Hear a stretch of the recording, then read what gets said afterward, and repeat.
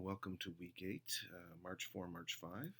Our week is devoted to the German filmmaker Werner Herzog, and I've entitled this week Ecstatic Truth and the Documentary Sublime.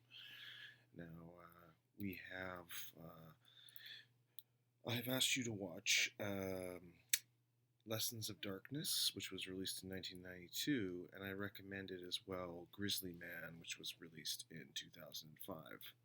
And I had two readings I wanted you to look at for this week, the first being Herzog's so-called Minnesota Declaration, Truth and Fact in Documentary Cinema, and then Matthew Gandy's The Melancholy Observer, Landscape, Neo-Romanticism, and the Politics of Documentary Filmmaking. And then I recommended, of course, an article written by Herzog himself entitled On the Absolute, the Sublime, and Ecstatic Truth, which was published in 2010. So I've structured this lecture in two parts. The first, I will take up questions of the beautiful and the sublime. Let's discuss these concepts a little bit and perhaps how they play out in Herzog's work. And then second, his own specific notion of ecstatic truth and some related ideas. And then in part two, we will discuss Lessons of Darkness, Grizzly Man, and finally the questions and discussion. So let us begin with the beautiful and the sublime. These two sort of very well-known terms, concepts that we often use and that have a long history in the history of, especially in European philosophy, aesthetics, art, and so forth, and very important, great importance to Werner Herzog himself. So the first thing I'd like to discuss just quickly is Edmund Burke's concept of sublime terror. Now, Edmund Burke was a British philosopher who in 1759 published his revised version of his philosophical inquiry into the origin of ideas of the sublime and beautiful. And in that text, he wrote, writing about this concept of the sublime terror, he wrote, "Whatever is fitted in any sort to excite the ideas of pain and danger, that is to say, whatever is in any sort terrible, or is analogous to terror, is a source of the sublime. That is, it is productive of the strongest emotion which the mind is capable of feeling." So already in Burke's conception of the sublime, he has it being related to something that challenges the subject, that challenges the mind, that challenges the categories of the norm, and the subject's ability to master it and comprehend it. Okay, and this he relates to the affect or emotion or feeling of terror, right? Which is, so the sublime is in some ways related to this kind of dissolution, this terror of the subject's terror.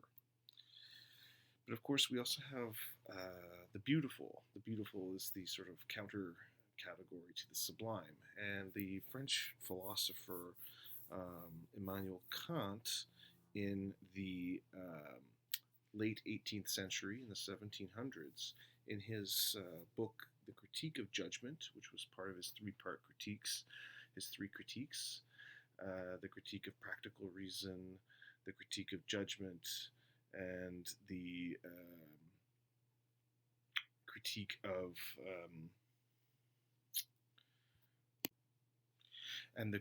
of pure reason, Kant writes in the Critique of Judgment that, quote, "The beautiful in nature is connected with the form of the object, which consists in having boundaries.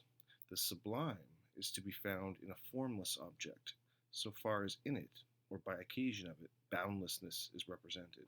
So again, we have Kant sort of building on Burke's conception of the sublime and terror, whereby if the beautiful is an object that, among other things, elicits a feeling of control, of form, of balance, right? If the beautiful is connected to something that is related, and he says in nature, and it's, either something that we discover in nature or something that is in its own nature balanced and manageable and inspires feelings of calmness and pleasure, or a particular kind of pleasure, the pleasure of it's agreeable and calming and pleasantness. This would be something of the beautiful, whereas the sublime challenges the very concept of form. Hence, he brings up this notion of formlessness and boundlessness. And we might begin to think of the horizon or the ocean or the very concept of the outer reaches of space itself as something that challenges any kind of delimited form, right? And then also seems to decenter the human subject. But as we can see, what Kant starts to bring up is that the sublime is also an affect or a feeling that in response to this sense of formlessness and boundlessness, there is nevertheless pleasure in the sublime. And this pleasure is in part when the subject is able to identify the sublime as such and is then able to have some, in some sense, not mastery of it, but is enabled, at least able to represent it. And in this way, there is a pleasure connected to the feeling of the sublime. And we'll see how this plays out in complicated ways, I think, in Werner Herzog's films. So in German Romanticism, which was a movement, philosophical and then aesthetic movement that emerged particularly in Germany, of course, in the late 18th and early 19th century, which was associated with philosophers like Friedrich Schiller, Georg Hegel, amongst others, and then of course artists like Caspar David Friedrich. And you may recognize this painting, which was entitled "Wanderer Above the Sea of Fog," which shows us, of course, this European figure, this male standing on a rocky cliff, his back to us, his back to the viewer, looking out over a murky, smoky, foggy expanse of craggy cliffs and something indescribable in the distance, perhaps. And this type of painting showing us this figure, this wanderer, this journeyman, this figure perhaps about to embark on a quest, contemplating something, but we cannot really be sure what, was part of a larger genre of what came to be called the Rooken Figure, which is to say the figure with his back to us, his back to the viewer. And this was developed as a kind of genre of painting throughout the early part of the 19th century. Now, in his essay, The Art of Wanderlust, Cody Delestre has described this painting in terms of how it shows a young, aristocratic-looking man in a green overcoat as he stands atop a jagged rock, taking in a misty high-altitude scene of mountains and cliffs, and how the image shows a moment of ultimate self-reflection in the vein of Immanuel Kant, a privileged man working out his interior feelings through exterior romantic symbolism. The fog parts for him, right? There's this sense of knowledge of the external world, perceiving the external world as something to be known, as a question of knowing it, and then as a question perhaps of entering into it and relating to it. And so the fog parts, but only just so, revealing not verdant hills and lush forests, but dense mountainsides and jagged rocks. The man is at once a master of the universe and entirely subservient to it.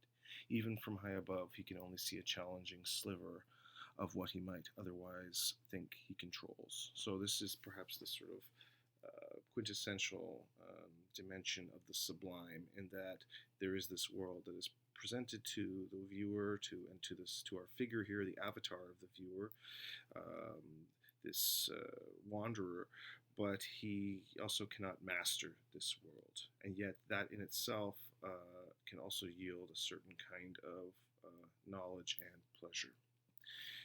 And we can see this type of experience of the sublime in a lot of paintings throughout the 19th century, and as I'll see in a moment, also into the 20th.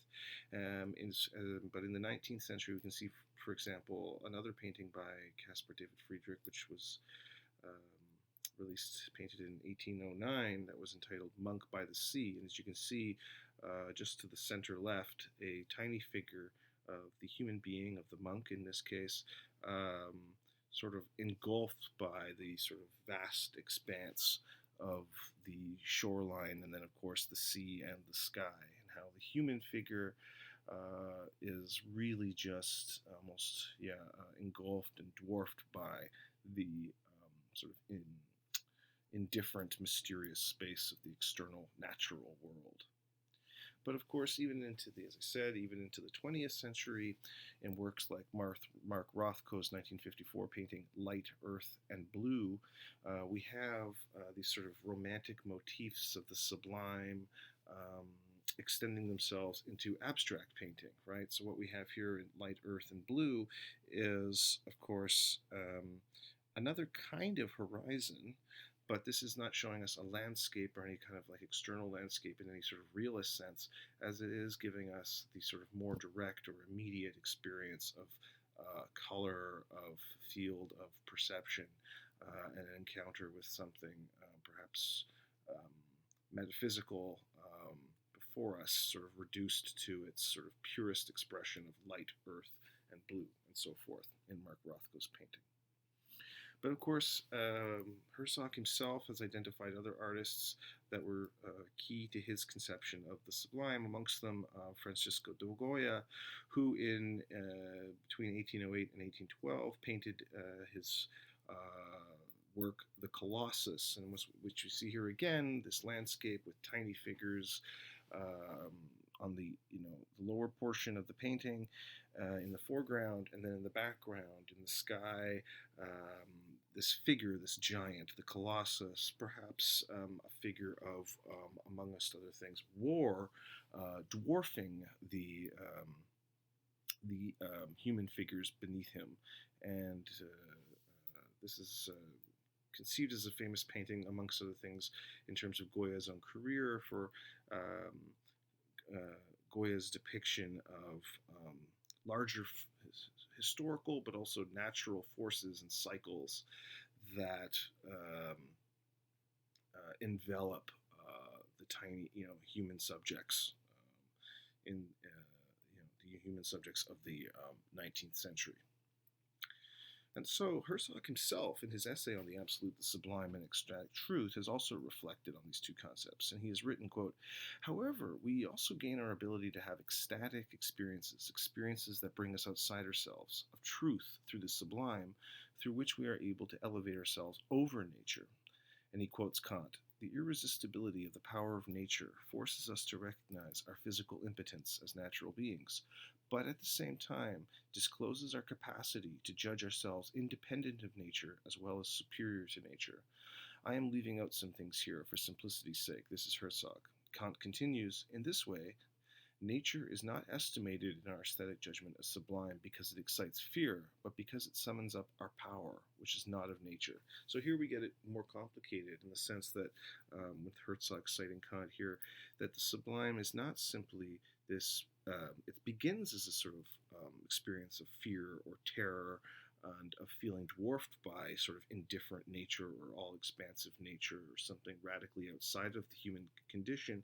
And yet, as Herzog is citing Kant here, the further sort of extension of this thought, though, the way it plays itself out, is in fact, it nevertheless, through this experience, this sort of self-awareness that this experience of the sublime generates, through the fear and through the terror, is actually a further degree of mastery over oneself, a self-knowledge, and through that, a knowledge of the world, right? So again, this is connected to an actual kind of pleasure through the sublime that is different from the pleasures and knowledge of the beautiful.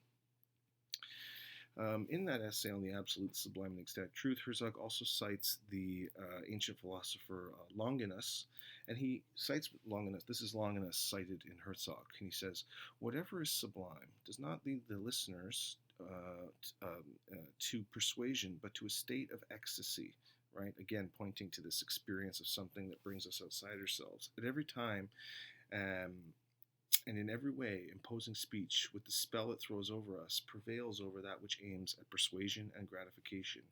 Our persuasions we can usually control, but the influences of the sublime bring power and irresistible might to bear, and reign supreme over every hearer. And this is Herzog.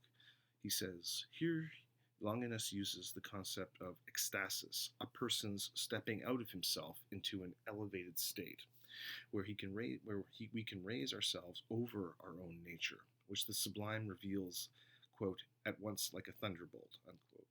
No one before Longinus had spoken so clearly of the experience of illumination, and here I am taking the liberty to apply that notion to rare and fleeting moments in film. And we'll see perhaps a few of those moments in just a bit here further on in the lecture.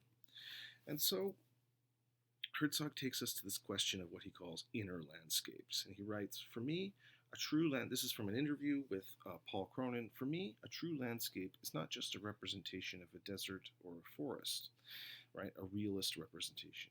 Rather, it shows an inner state of mind, literally inner landscapes. And it is the human soul that is visible through the landscapes presented in my films, be it the jungles in Aguirre, the desert in Fata Morgana, or the burning oil fields of Kuwait in Lessons of Darkness. This is my real connection to Caspar David Friedrich, a man who never wanted to paint landscapes per se, but wanted to explore and show inner landscapes. And so I've constructed just this very quick little set of dissolves from Friedrich's Wanderer Above the Sea of Fog, taking us through effectively 150 years or more into the Kuwaiti oil fields on fire.